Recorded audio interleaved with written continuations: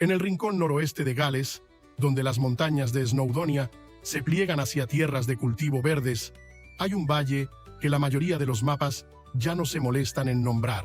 Hoy, contiene un cuerpo de agua de 4 millas de largo, rodeado de plantaciones de coníferas, lo suficientemente tranquilo como para que los caminantes rara vez se detengan por más de una fotografía. Pero antes de 1965, este valle tenía un nombre propio, TWM Tryweryn, y dentro de él, escondido junto al río Tryweryn, se asentaba una pequeña aldea llamada Capel Celyn.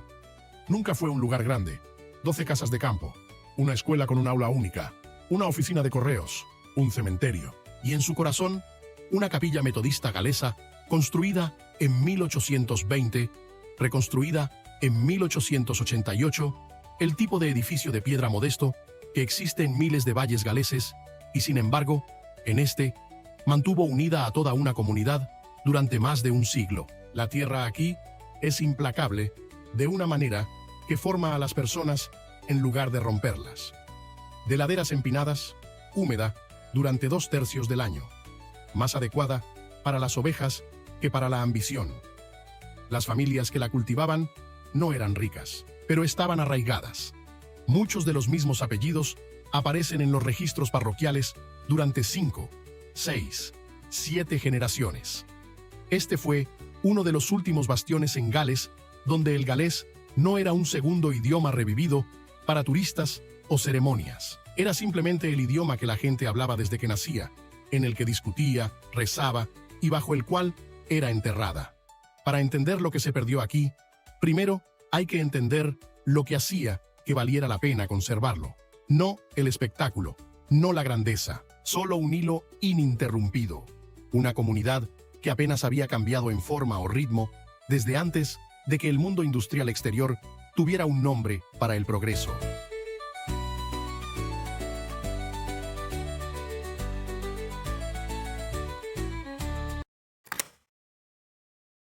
Cada día en Capel Celyn comenzaba de la misma manera que lo había hecho durante 100 años. Los granjeros se levantaban antes de la luz para caminar por las laderas, revisando las ovejas dispersas por una tierra que no tenía cercas de qué hablar, solo memoria.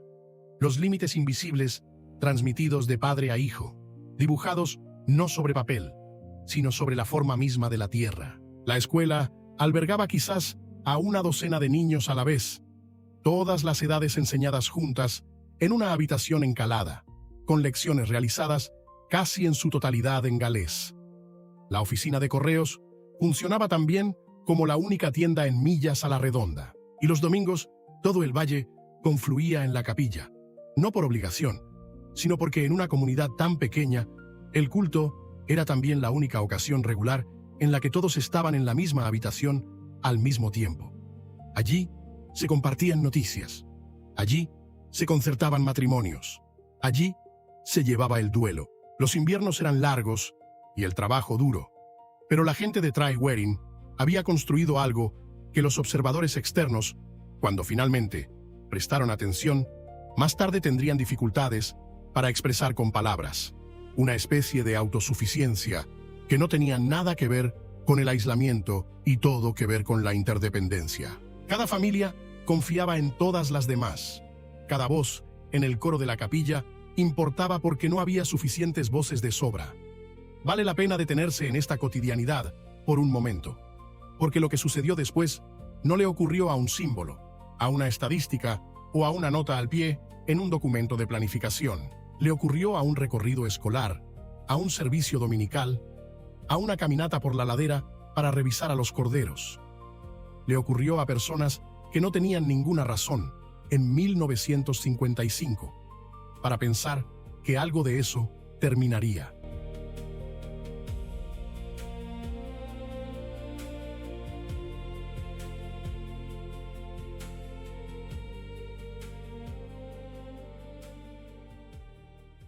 En 1955, el Ayuntamiento de Liverpool buscaba una nueva fuente de agua para una población industrial en rápido crecimiento. Sus ingenieros identificaron el valle de Tryweryn como ideal, una garganta naturalmente profunda y estrecha que se inundaría fácilmente detrás de una presa, produciendo un embalse lo suficientemente grande como para abastecer a la ciudad durante generaciones. Había, sin embargo, un pueblo en medio. Bajo la ley de planificación normal, un proyecto de esta escala en Gales habría requerido consultas con las autoridades locales galesas. La solución de Liverpool fue procedimental en lugar de diplomática. En lugar de buscar el permiso de planificación a través de los canales habituales, el Consejo promovió una ley privada del Parlamento, un mecanismo que, de aprobarse, les permitiría eludir el consentimiento galés por completo. Al principio, fue tratado como una formalidad, una partida en un informe municipal, a 300 millas del valle que borraría. Pero cuando la noticia llegó a Capel-Celyn, la respuesta no fue la desesperación, fue la resistencia, y se convertiría en una de las protestas más trascendentales en la historia moderna de Gales. Todos y cada uno de los miembros galeses del Parlamento votaron en contra del proyecto de ley, 35 en total de todos los partidos. No hizo ninguna diferencia. En julio de 1957, la Ley de Aguas del Valle de Tryweryn fue aprobada por Westminster y recibió el asentimiento real.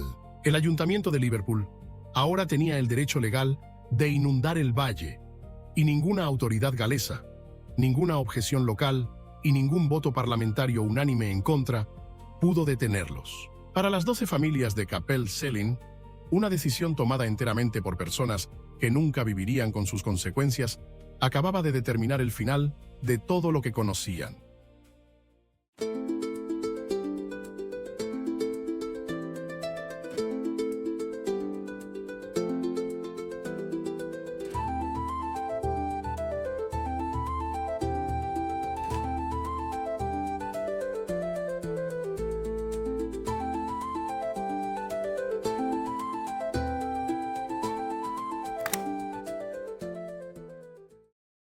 Debido a esa votación, los topógrafos llegaron al valle en cuestión de meses, clavando estacas marcadoras en campos que habían sido cultivados por las mismas familias durante generaciones. Debido a esa votación, siguieron las órdenes de compra obligatoria, avisos legales informando a cada hogar que su casa, su tierra y las tumbas de sus antepasados serían requeridas para una fecha que ellos no habían elegido.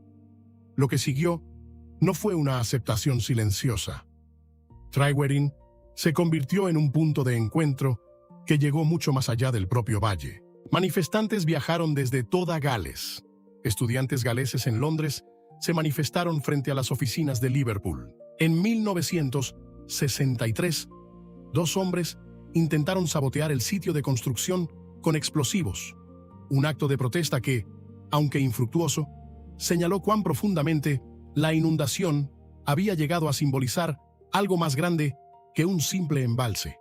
El sentimiento de que Gales no tenía voz ni voto en las decisiones tomadas sobre su propia tierra. Pero la protesta, por decidida que fuera, no pudo detener la maquinaria que ya estaba en movimiento. Debido a esa votación, una a una, las 12 familias comenzaron a irse. Los muebles se cargaron en camiones.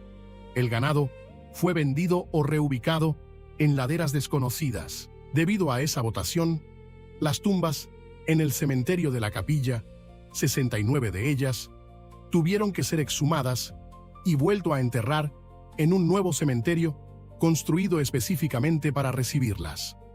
La maestra dio su última lección a un aula que se vaciaba semana tras semana. Vecinos que habían vivido a poca distancia el uno del otro durante toda su vida se dispersaron a diferentes pueblos, diferentes países, en algunos casos, diferentes continentes.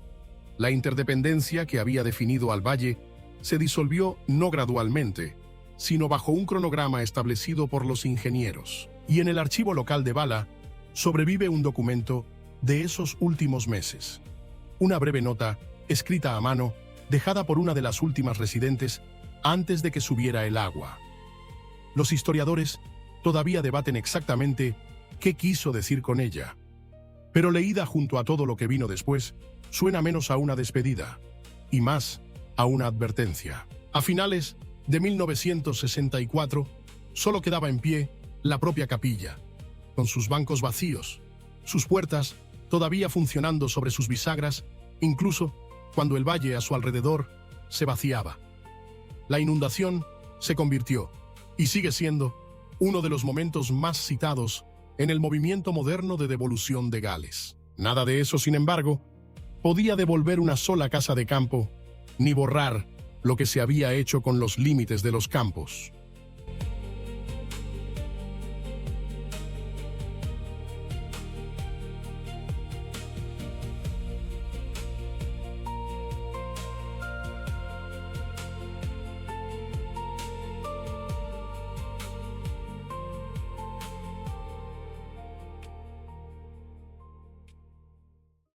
El 28 de septiembre de 1965, la capilla de Capel-Celyn celebró su último servicio. Lo que alguna vez fue una reunión semanal de todo un valle, se convirtió ese día en algo más parecido a una vigilia. Una congregación reunida no para celebrar nada, sino para marcar, formal y colectivamente, el final de un lugar que había dado forma a cada uno de ellos. Más tarde, ese mismo año, se cerraron las compuertas y el río Tryweryn, que alguna vez fue un arroyo modesto que corría frente a 12 casas de campo y una escuela, comenzó a subir.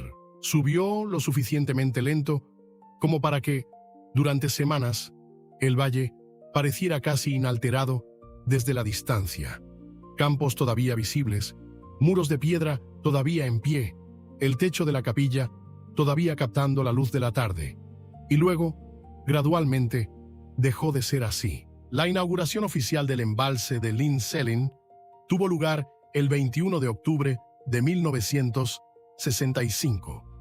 El Ayuntamiento de Liverpool celebró una ceremonia para conmemorar la ocasión. Los manifestantes interrumpieron el sistema de megafonía antes de que los funcionarios pudieran terminar de hablar.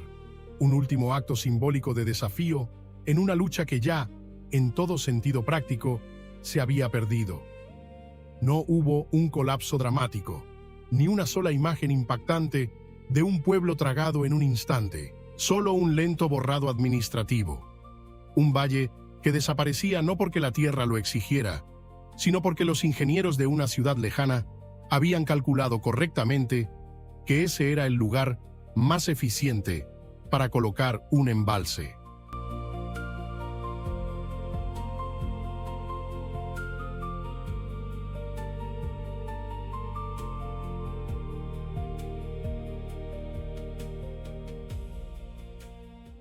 Y desde ese día, Llyn Celyn ha permanecido en silencio en su valle, indistinguible para la mayoría de los visitantes de cualquiera de las docenas de embalses dispersos por las tierras altas de Gales. Plantaciones de coníferas bordean ahora sus orillas. Un pequeño estacionamiento para visitantes se encuentra cerca del muro de la presa. Pocos de los caminantes que pasan por allí en verano saben que el agua bajo ellos tuvo alguna vez calles, nombres y una escuela que funcionaba a las 9 de cada mañana. Pero el valle no ha renunciado del todo a su forma. En periodos de sequía severa, los niveles del agua han bajado lo suficiente como para exponer el trazado de un viejo camino, los restos de un puente de piedra, incluso secciones de muros de las granjas que alguna vez estuvieron a lo largo del fondo del valle. Cuando esto sucede, atrae a visitantes específicamente para verlo. Personas de pie a la orilla del agua, fotografiando estructuras de piedra que han pasado la mayor parte de los últimos 60 años completamente sumergidas. En la orilla, cerca de la presa, un pequeño memorial marca lo que se perdió. Las puertas originales de la capilla, preservadas y reinstaladas. Sin embargo, quizás el monumento más duradero no está en Llyn Celyn en absoluto. En un muro al lado de la carretera A487, aproximadamente a 70 millas al sur, dos palabras han sido pintadas y repintadas durante más de medio siglo. Cofiuch Tryweryn. Recuerda Tryweryn.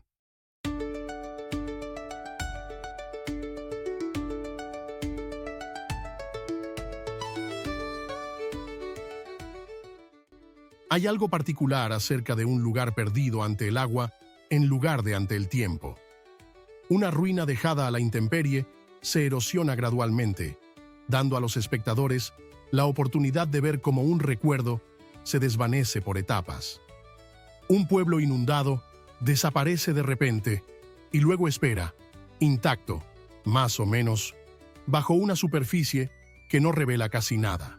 Capel Selin sigue ahí abajo. Los cimientos de la escuela, las líneas de los muros de los campos, una comunidad preservada no por elección, sino por circunstancia, sellada bajo el agua que la mayoría de la gente que pasa por allí solo conocerá como paisaje.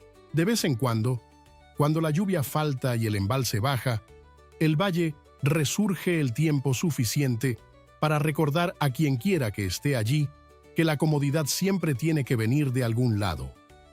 Un grifo abierto en una cocina de la ciudad, a 70 millas de distancia, todavía se remonta a este valle. Si encuentras significado en estas coordenadas olvidadas, considera suscribirte a The Map. Juntos, seguiremos rescatando estos lugares del silencio de la historia. Descansa bien.